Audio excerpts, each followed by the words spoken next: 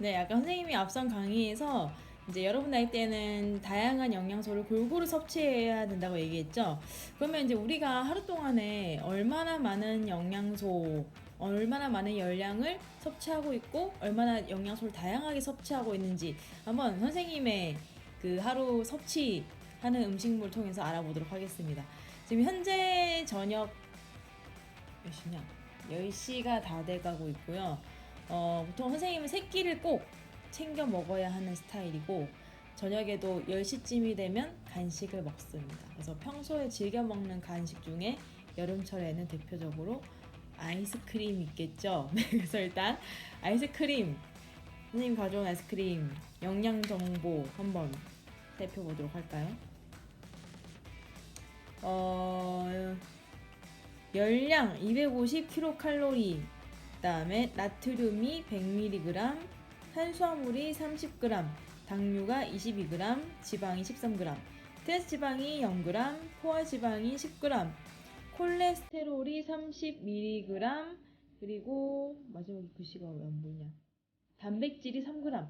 일단 이 영양소에 대한 설명은 조금 이따가 하기로 하고, 왜냐면 아이스크림 녹으니까 일단 빨리 섭취를 하도록 하겠습니다. 이거를 네, 찢으면 캡처할 수 있도록 글씨가 잘릴 것 같아요. 일단 먹고 나서 그 하루에 그 권장되는 열량이 있잖아요. 음식 섭취량이. 그걸 먼저 확인하면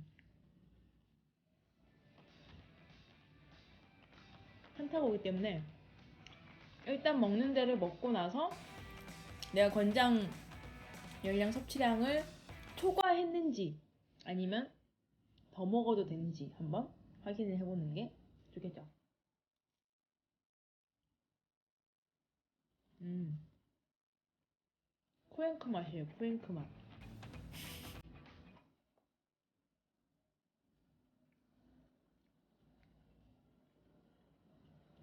진짜 수업 내용에 별 영상이 다 들어가죠.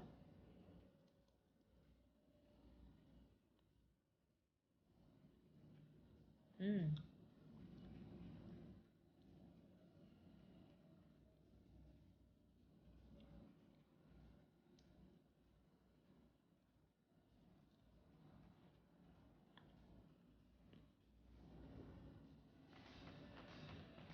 이거 색깔이 노랗니?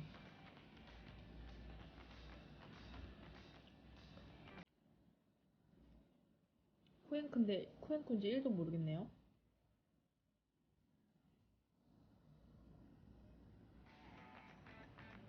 음,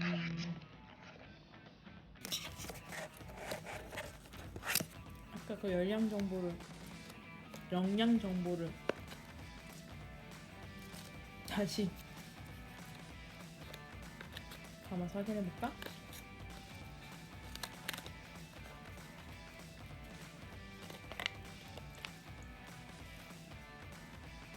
일단 사람이 하루 동안 섭취해야 되는 나트륨 100% 중에 이 아이스크림에 100mg이 들어있음으로써 5%를 섭취하게 돼요. 근데 한국인이 은근히 나트륨 섭취량이 많죠. 일단 김치를 먹는 식습관 때문에. 그리고 30g의 탄수화물이 들어있는데 이 30g 같은 경우에는 하루 동안에 먹어야 되는 탄수화물 섭취량의 9%를 얘로 퉁치는 거예요.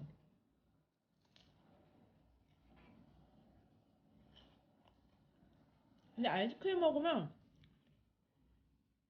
살이 많이 찌는 이유가 있네. 얘가 와 당류가 22g이 들어있는데 이게 하루 섭취량의 22%예요. 그렇다는 얘기는 사람 성인 한 명에게 하루 동안에 권장되는 설탕의 양이 100g이라는 거지. 자, 100g의 설탕 많은 것 같아, 적은 것 같아요? 100g 자체는 무거운 무게가 아닌데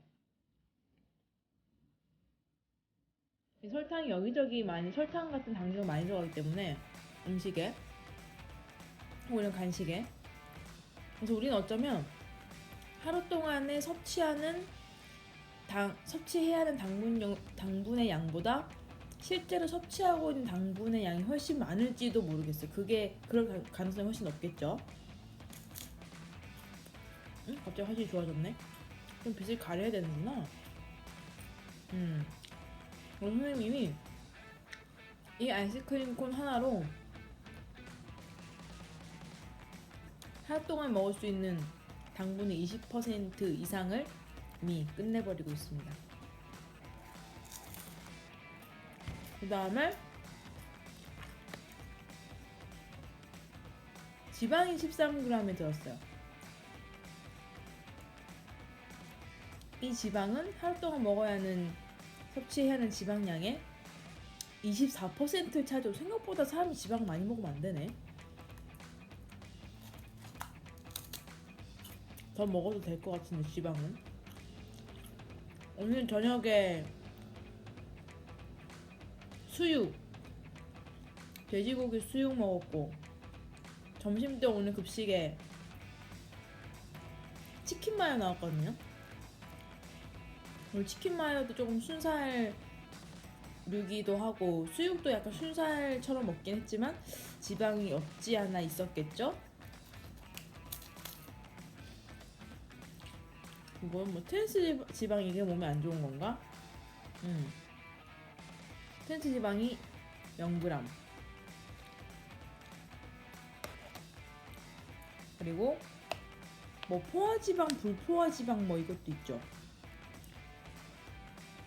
둘 중에 뭐가 좋은 건지 안 좋은 건지 모르겠네. 이게 그 음식 영양소에 관한 이쪽은 또 이게 과학이 아니고 약간 가정과 그쪽 전공이라 아는 게 별로 없네요. 들은 거는 많은데.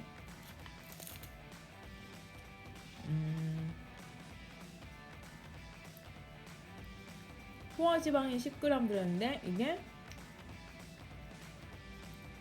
하루 동안에 섭취해야 되는 지방의 67%. 오, 끝났네. 나 오늘 지방 끝났네.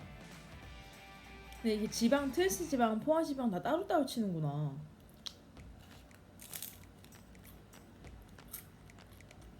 그리고 혈관을 막는 콜레스테롤 10mg 들어있는데 하루 섭취량의 3%. 이 콜레스테롤 같은 게 이제 그 혈관을 막는 그런 질병을 일으키는 영양소 중에 하나인데 이게 식습관 때문일 수도 있고 유전일 수도 있어요. 선생님 콜레스테롤 수치가 혈액 검사해보면 완전 그 위험군 딱 경계치거든요. 근데 왜 이런 거 보면 기름기 많은 음식 먹어야 콜레스테롤 이런 거 수치 높을 것 같잖아요. 아니에요. 뭐 오징어도 콜레스테롤 수치 높인다고 하기도 하고 약간 유전적인 선생님 그런 것도 있어서 뭐 콜레스테롤 수치가 뚱뚱하다고 높은 것도 아니고 날씬하다고 낮은 건 아니에요. 선생님 그냥 보통 체형인데 콜레스테롤 수치가 거의 만땅입니다. 만땅. 딱 약을 먹기 직전 딱 경계치 딱 나와요. 그리고 마지막으로 단백질. 단백질 3g 들어있네. 3g 들어있고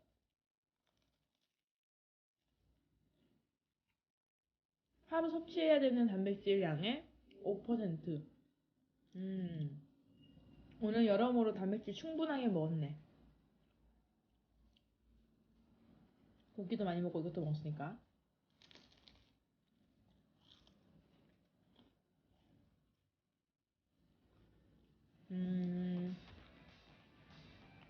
이거 먹고 나서는 뭘 먹을까? 선생님이 매일 꾸준하게 먹는 간식이 요거트거든요, 요거트. 근데 그게 유산균도 뭐 많이 들어있고 또 유제품이니까 뭐 몸에 나쁘지는 않을 것 같아서 그 집에서 셀프로 우유랑 요거트 이용해서 이렇게 같이 만들어 먹고 있긴 한데 뭐 병원에서 의사 선생님이랑 얘기하다가 알게 된 건데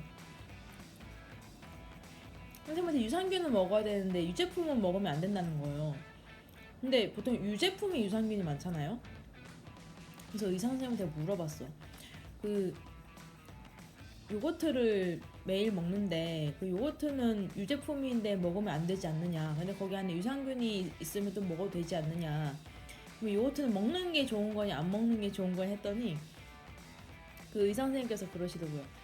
그 요거트 안에 있는 유산균을 젓가락으로 건져 먹을 수 있으면 그걸 먹어라 라고 얘기했거든요. 처음에 이제 그거 무슨 말인지 못 알아듣고 아 그러면 그걸 젓가락으로 건져 먹는 기술이 있냐고 그렇게 얘기를 했더니 의사 선생님이 옆에는 간호사 선생님이 빵 터지시면서 그 말이 아니라 그만큼 요거트에는 이제 우리가 흔히 광고로 알려진 것처럼 유산균이 많이 들어있는 게 아니라고 하더라고. 젓가락 건져 먹을 수 있으면 건져 먹어 봐라고 할 정도로 적게 들어있으니까 당신은 유산균을 먹으려고 요거트 먹어야 되는 게 아니고 그냥 유제품 먹으면 안 되니까 요거트 먹지 말아야 된다 그렇게 얘기를 하시더라고요. 생각보다 유제품류에는 우리가 기대하는 것만큼 유산균이 많지는 않나 봐요. 차라리 뭐 김치나 그냥 유산균이 들어있는 약, 그 캡슐로 된 약이 있거든요. 그거 섭취하는 게 낫다고. 그래서 요거트를 떠오도록 하겠습니다. 잠시. 자, 두 번째 간식 요거트. 너무 화면이 밝다. 죽여야겠다. 네, 요거트인데 이거는 그 선생님 영상에 올라와 있는 1학년 수업 내용 중에 하나인데 요거트 만들기 영상이 있거든요. 아우 형. 보통 우리 과일 들어있는 요거트 같은 경우에는 당분이 너무 많아서 이제 그것도 사실 주기적으로 먹으면 좀 안 좋을 것 같아가지고 선생님 당 조절을 좀 해야 되거든요. 혈당이 너무 높아가지고 당 조절을 하느라 요거트도 제대로 못 먹어요. 그래서 플레인 요거트를 먹는데 이게 플레인이라고 해서 당분이 없는 건 아니야. 그래서 이제 최근에 알게 된 게 우유랑 영상을 네. 영상 찍는다고 영상 왜?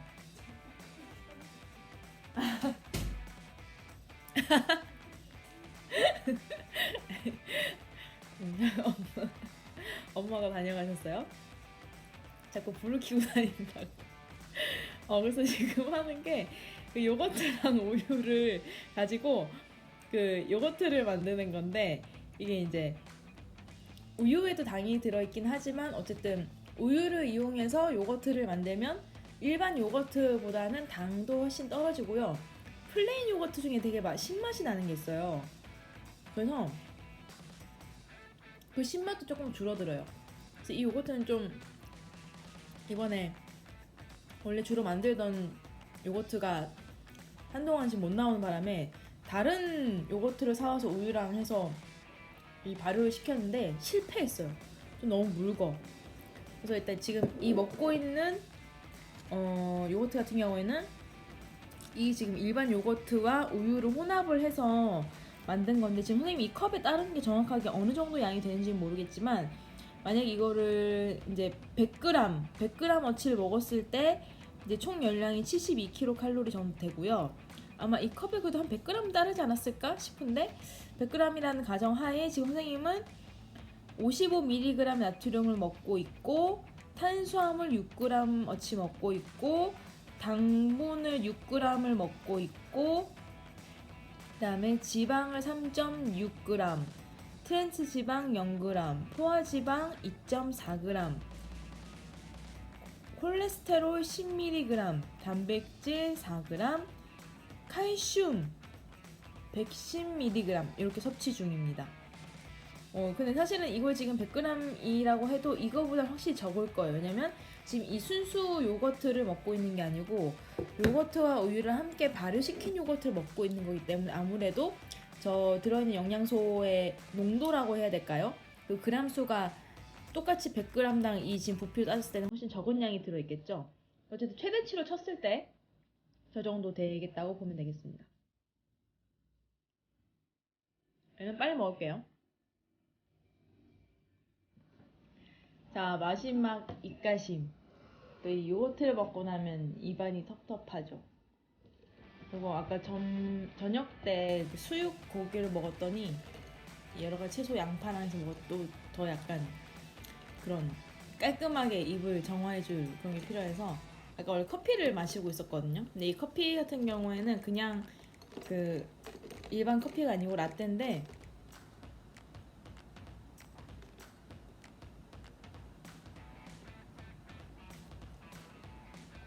시원하다.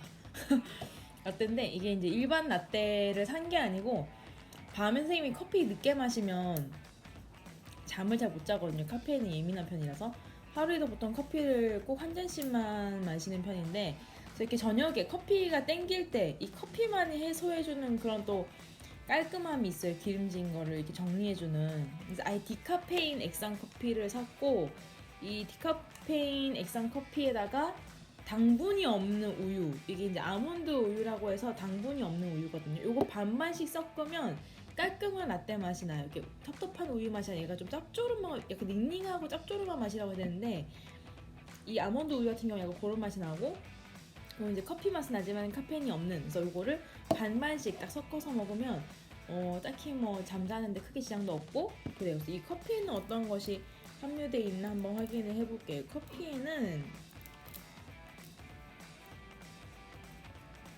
나트륨 10mg, 탄수화물 1g 미만, 거의 뭐 없는 거. 당분이 0이에요. 보통 우리 카페에서 커피 이런 거 라떼 사 먹으면 당분 꽤 많이 들어있거든요. 우유 속엔 당분도 있고 연유 라떼 이런 거 먹으면 거의 뭐 방폭발이죠. 흑당 뭐 이런 것도 마찬가지고. 그다음에 포화지방 0g, 트랜스 지방 0g, 지방 0g. 지방류는 아예 없고요.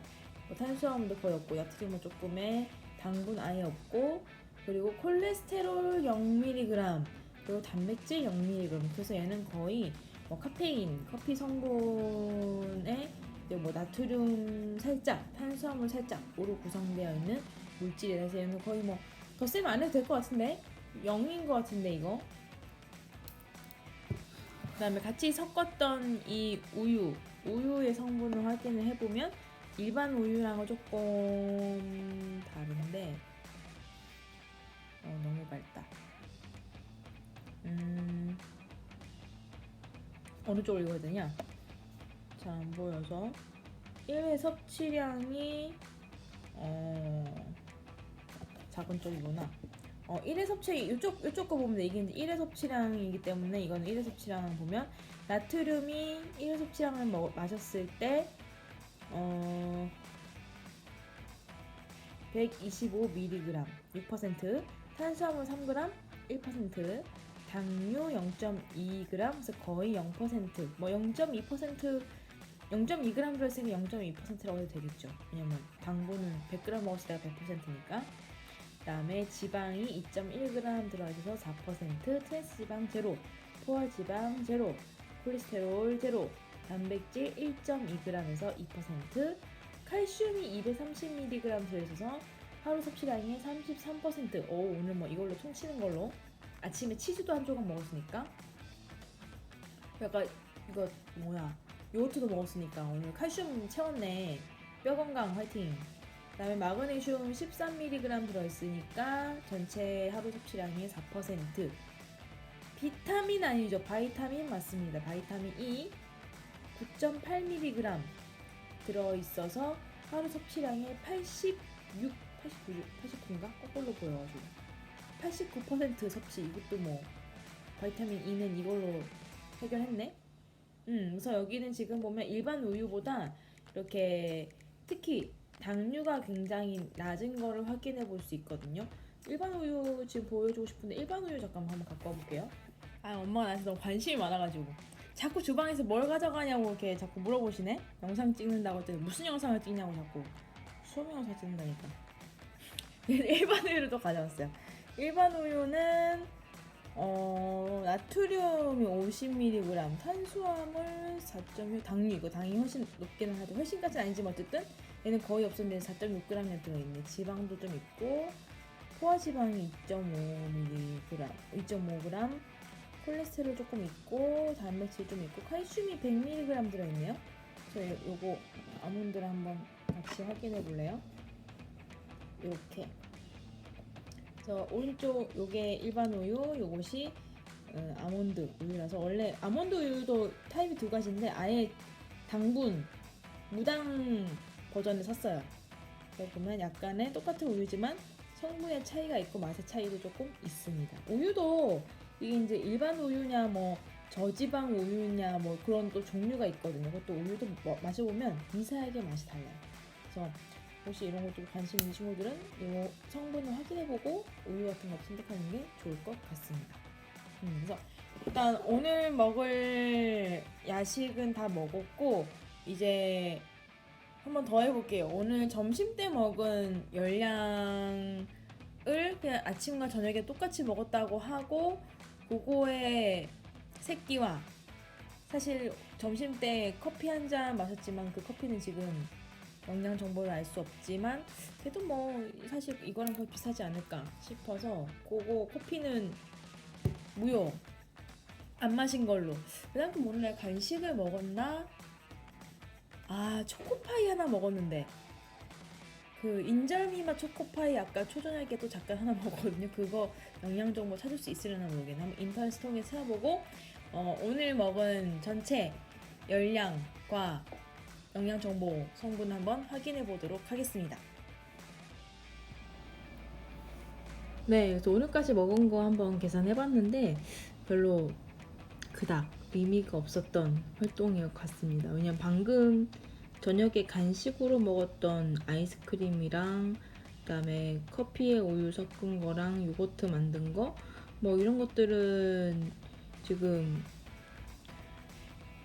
영양소별로 함량이 나와 있는데 아까 급식 어플 깔아보니까 정작 오늘 점심 때 먹었던 그 총 열량은 나와 있는데 각각 어느 영양소가 얼마큼 섭취되는지는 알 수가 없더라고요. 급식 표에는 나오는지 모르겠지만 근데 어플로는 확인이 어려웠고 일단 아침은 그 인터넷 사이트에 가보니까 내가 오늘 먹은 메뉴를 이용해서 그 얼마만큼의 칼로리를 얻었는지 대략적으로 계산해주는 게 있더라고요. 그래서 아침에 현미밥이었나? 현미밥이랑 그 다음에 뭐 샐러드 같은 거랑 뭐 여러 가지 밑반찬들 먹은 거 해보니까 대충 476kcal가 나왔고 저녁은 점심보다 적게 먹은 것 같진 않아서 어쨌든 진짜 고기를 먹었고 그래서 그냥 대략적으로 800kcal 최소한 넣어봤더니 이미 2400 정도의 kcal 섭취했는데 여성 같은 경우는 1일 권장량이 2100kcal더라고요. 여자와 남자가 1일 권장량의 차이가 있긴 한데 일단 사람마다 또 기초대사량도 다르기 때문에 뭐 본인의 기초대사량이 좋으면 남자만큼 먹어도 되겠죠, 그렇죠? 선생님이 지금 정확한 기초대사량 수치가 제 기억이 안 나는데 또 평균 이상이었던 거는 같아요. 그래서 항상 이 정도 매일 간식을 먹는데 뭐 살이 그렇게 찌지 않는 걸로 봐서는 어쨌든 1일 기초대사량 자체가 나쁘지 않은 값이다. 그러니까 아무래도 다 어느 정도 소모를 하고 자는 거겠죠. 근데 우리가 이렇게 봤을 때는 이 먹은 게 어느 정도인지 모르는데 아까 선생님이 봤던 이 아침 식사 476kcal를 모두 소모해서 이제 에너지를 쓸 경우에는 배드민턴을 15분 동안 열심히 쳐야 내가 먹은 이 아침의 열량이 다 소모된다고 합니다. 그러니까 생각보다 먹은 거에 비해서 훨씬 더 열심히 움직여줘야 먹은 것이 몸속에 저장돼서 이제 살로 가지 않고 다 사라지는 게 되겠죠. 그래서 여러분들 그냥 안 먹고 안 움직이지 말고 먹을 만큼 먹고 열심히 움직이는 습관을 들이는 게 좋을 것 같습니다. 자, 이어서 교과서 161쪽 영양소 검출 실험을 시청해보고 오도록 하겠습니다. 영상 잠깐 전환할게요.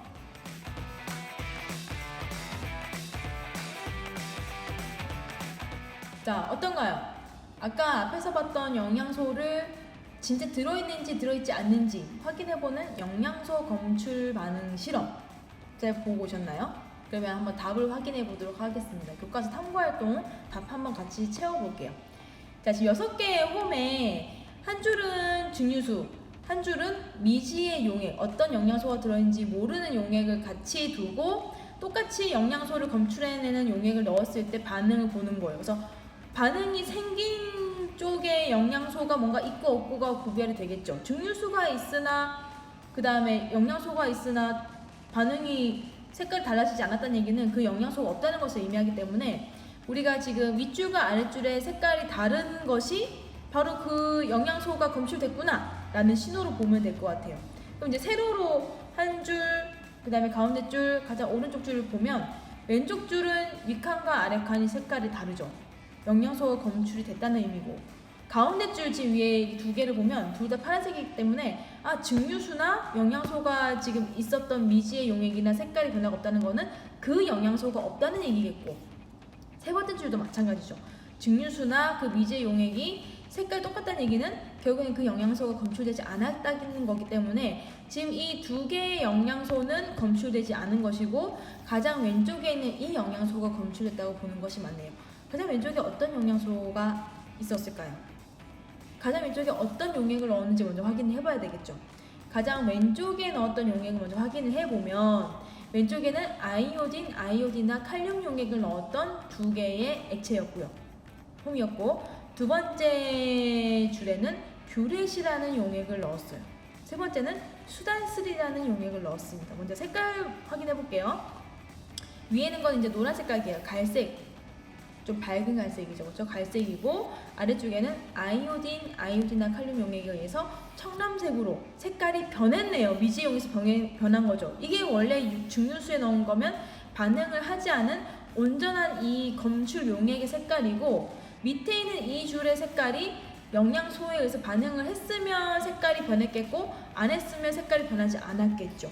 그러면 아이오딘이나 칼륨 용액은 색깔이 증류수와 달라진 색깔을 나타낸 게 지금 미지의 용액이기 때문에 아이오딘이나 칼륨 용액으로 검출할 수 있는 영양소가 들어있다라는 것을 알 수 있고, 뷰렛 용액으로 통해서는 영양소가 있는지 없는지 보면 없네요. 증류수와 색깔이 똑같으니까. 수단3를 통해서 알 수 있는 영양소도 안 들어있나 봐. 왜냐면 증류수와 색깔이 똑같이 암적색이니까. 요거 빈칸 채워주세요. 지금 원래 교과서에는 옆에 하나의 칸이 더 있는데 이 지금 실험 세트 키트 자체가 3칸밖에 없기 때문에 지금 실험을 따로 진행했어요. 그래서 칸의 순서대로 여기 있는 갈색, 청람색, 푸른색, 암적색 차례대로 표와 동일하게 기록해주세요. 교과서에. 선생님 조금 기다릴게요.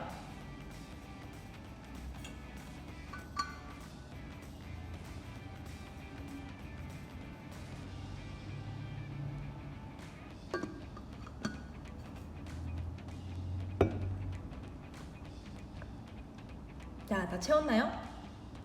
오늘 커피 한 모금 마신 동안 다 채웠겠죠?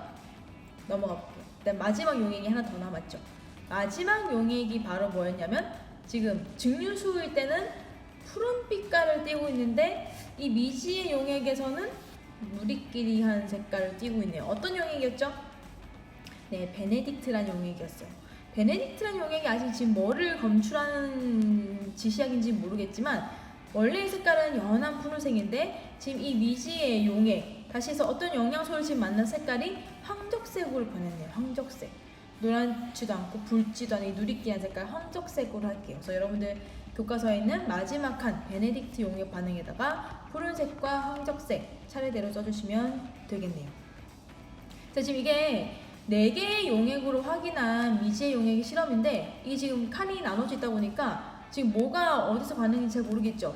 나 하나의 화면을 두고 다시 보도록 할 건데 그 전에 아까 봤던 그 용액이 어떠한 영양소와 만나서 색깔이 어떻게 변하는지를 알고 있어야 돼요. 자, 그래서 중요한 거 다시 얘기할게요. 중요한 포인트가 뭐냐? 용액이 어떤 영양소와 만나서 원래의 색깔에서 어떤 색으로 변하는지 더 중요해요. 원래 색깔보다 변하는지가 사실 더 중요합니다.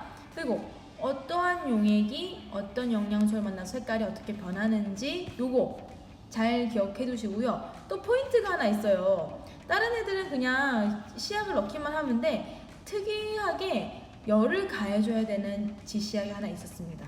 베네딕트 용액 같은 경우에는 당분과 만났을 때 반드시 가열을 해줘야만 황적색으로 변하지, 베네딕트 용액이 아무리 당분과 만나도 가열해주지 않으면 색깔이 변하지 않아요. 다시 얘기해서 영양소와 이 지시약이 반응하지 않습니다. 그래서 요 영양소 검출 시험 약품 이름과 해당 영양소 그리고 변화할 색깔까지 암기를 해주셔야 돼요. 그럼 지금 한 번에 암기하기는 어렵겠죠? 우리가 지금 이 내용을 가지고 아까 앞에 봤던 그 실험에서 어떤 미지의 용액에 어떤 영양소가 들어가 있었는지 한번 맞춰보도록 할까요? 자, 같이 한번 놓고 봅시다. 먼저 누가 있냐? 지금 변한 것과 변하지 않는 거 볼게요. 이 지금 총 8개의 칸에서 반응을 한 거 먼저 찾아볼게요. 반응을 한 거. 빨간색 표시해 볼게요. 요거 반응했죠? 반응 안 했어. 반응 안 했어. 반응했어. 그럼 지금 이 첫 번째 칸과 네 번째 칸에 각각 어떤 지시약을 썼었냐면 이거 잘 안 보이네요. 아이오딘, 칼륨 용액 넣어서 청람색 색깔이 변했고, 그 다음에 베네딕트 용액을 이용해서 황적색으로 색깔이 변했습니다. 그러면 아이오딘, 칼륨 용액을 넣어서 청람색으로 변했다는 얘기는 그 미지의 용액 속에 아마 녹말이 있었다는 얘기가 되겠고, 그리고 베네딕트 용액을 넣어서 가열을 했을 때 원래는 푸른색의 증류수에 넣어서 푸른색이었던 베네딕트 용액이 황적색으로 변했다는 얘기는 당분이 있었다는 얘기가 되겠네요. 그러면 이제 나머지를 다시 설명을 해보면, 뷰렌 용액을 넣었을 때 색깔이 변하지 않았다는 것은 단백질이 없다는 의미, 수단 3 용액을 넣었을 때 여전히 선홍색을 띠고 있다는 얘기는 지방이 없다는 얘기. 그럼 고로 지금 이 미지의 용액에는 어떠한 영양소가 들어있느냐? 바로 녹말과 당분이 들어있었다라는 것을 확인해 볼 수 있겠네요. 정답 한번 같이 확인해 볼까요? 자, 반응을 한 것이 아이오딘, 칼륨 용액에서 반응을 했고 베네딕트 용액에서 반응을 했다. 결과적으로 이 영양소는 미지 용액 속에 들어있는 영양소는 녹말과 당분이 되겠다. 요거를 이제 풀이해서 써볼게요.